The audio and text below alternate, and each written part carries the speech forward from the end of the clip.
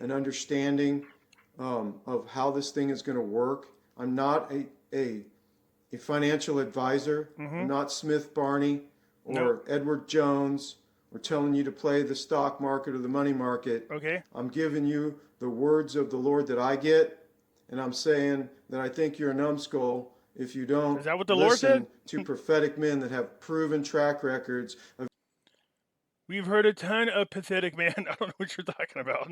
giving words where people die if they don't obey him, Holy crap. If he gives you words, if you don't obey him, you die.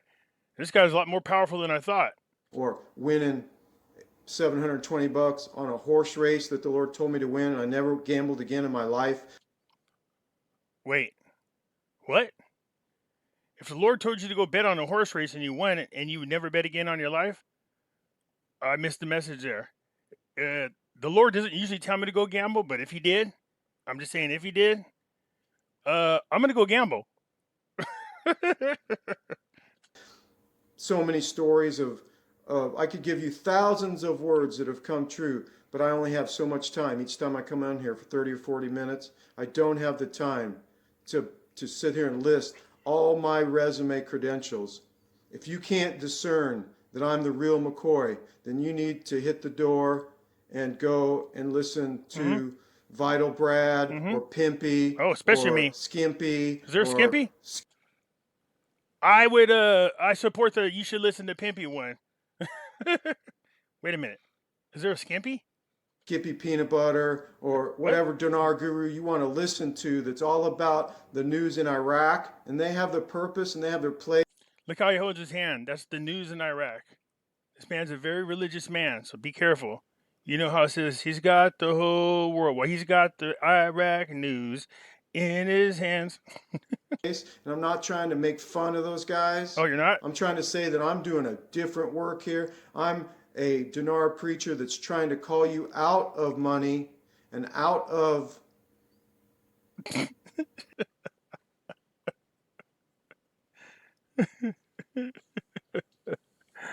Oh. Welcome to Pimpy's Investment Chat, where we keep investment talk simple. And here's your host, Pimpy. What is going on out there, peeps? Man, am I confused or what?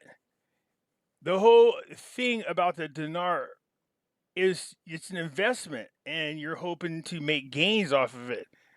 I believe that gentleman said he was a preacher and he was trying to take you out the money. Although I do support the fact that he thinks people should come listen to me. I mean, I agree, but I don't know about the Skippy Pimpy peanut butter, although there should be some Pimpy peanut butter for reals. I took this picture and I was thinking, okay, this is going to be the one I use for the thumbnail, but look, you got to love this. Look at that there. Somebody's got a bad case of gas right there. That's what I'm talking about when I took the picture. I was like, what the hell? Yeah. So welcome to Pimpy's Skimpy Peanut Butter. Oh, my Lord. Now, I talk to God, and I don't know about you guys, and God talks back. I never had God tell me one time, hey, I want you to calm down today. I want you to go over to the horse racing tracks today and make $720 on a bet. And I'm going to say, what? No? Well, if you insist, my Lord, I'm gone. Anyways, hit the thumbs up button if you're not a subscriber. Please do so, because when you do, it helps out the channel. And I surely do appreciate it. And so does the Lord. Speaking of getting a message from the Lord. Anyways, right now is a good time to buy gold and silver. You should have seen the silver video. You should have seen the gold and silver video I did earlier.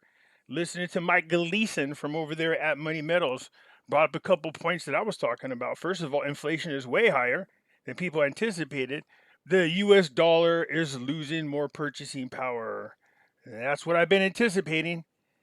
With inflation going up, purchasing power going down, you definitely want to buy gold right about now. And when you do, go to our friends over at Money Metals Exchange. The link is down below in the description. If you are a first-time buyer and you spend more than $100, use promo code Pimpy, P-I-M-P-Y, and get a free ½ ounce of silver. Seriously. So what do we got going over there? We started to see oil take a dip, and obviously it has since recovered.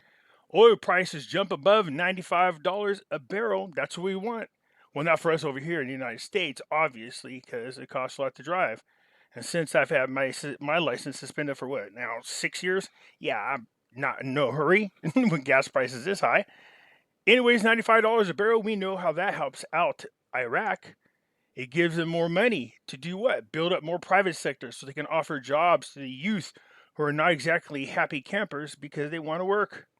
Oil prices rose by about 3% on Wednesday to compensate for most of the losses of the previous day. So everything is getting skittish over the possibility of Russia invading Ukraine. Now, it sounds familiar. It almost sounds like when Iraq invaded Kuwait. Now, I told you I have friends that are over by there. They said, you shouldn't listen to your news. He said, because we don't really have an issue here. Don't get me wrong. Russia's by the border, but the news is blowing it way more out of proportion. And it might have a lot to do with, my assumption is it had a lot to do with the fact that Putin got rid of the central bank over there. Well, he didn't get rid of the central bank, but he kicked the Rothschilds out after he paid them in full. And that's a no-no because they want to control all the major countries through the banking. That and the fact that economies are crashing everywhere. If we have a good old-fashioned world war, that should bail a lot of people out of their economical issues, or at least be excused for why you're in it. It says right here, the threatening situation of Russia has dominated the oil markets for over the past few weeks, with fears that it will disrupt energy supplies from the main producer. The market also received support from weekly data that showed that fuel demands in the United States stabilized at record levels. While U.S. crude stocks fell to their lowest level since September 2018, Brent crude oil went up to $95.48. U.S. West Intermediate crude rose about $2.24. Both benchmarks are the highest levels since September 2014. Dang, talk about a jump. The central bank, what they say? We have made important strides in increasing electronic payment tools. Let me go ahead and translate this for you. We have made important strides in the system to make sure that we control your central bank's digital currency as well, is what we hear. Pretty soon you're going to have like the Dinar coming out. So it's just a matter of time till all these bigger countries all force us into the central bank digital currency, and then they have complete control of your money. Think community, think about having gold and silver outside of the system. You're going to need something to survive. Let me tell you something that's really sad. Because I can see where we start going back to the barter system just because people are not going to be dealing with the central bank digital currency as much as they force you to or try to force you to. So you're going to see a lot of people go back to old school ways, buying wheat, making flour, doing it old school, making their own butter, making their own soap. And you know what? The sad part is there's a lot of people out there that don't know how to do that. You're going to see a comeback with the blacksmiths. You're going to see people making their own ammo. I would say a good chunk of the major cities, those people don't know how to do all these things and learn how to survive. They'll go around and robbing. Now, I'm generally speaking, so calm down. You know what I'm talking about. People are going to start robbing each other for supplies if it gets that nasty. I kind of went out in left field, but you get where I'm coming from, right? If you don't know how to hunt and fish, you're hurting. And that's always a possibility. If they try to force us into the central bank digital currency, people are going to rebel. Anyways, this is we've been hearing about changes in the banking system for years. So obviously they've changed their banking, but what they're really trying to do is the digital economy. You can see already where they're going. This is that new world order banking system that they want everybody to be in. You know, that one world currency. What's it called again? Oh yeah, central bank digital currency. That one. So in case you missed the news, the Supreme Court knocked down the oil agreement between Kurdistan and Iraq, and then demanded they turn over all the oil and pay compensation for the oil. Now, in case you guys forgot, some oil laws were passed, but the Supreme Court said that wasn't constitutional for you to put it in there in the first place. So this is going to be interesting because now you have tensions between Kurdistan and Iraq. Just when you thought this mess was over.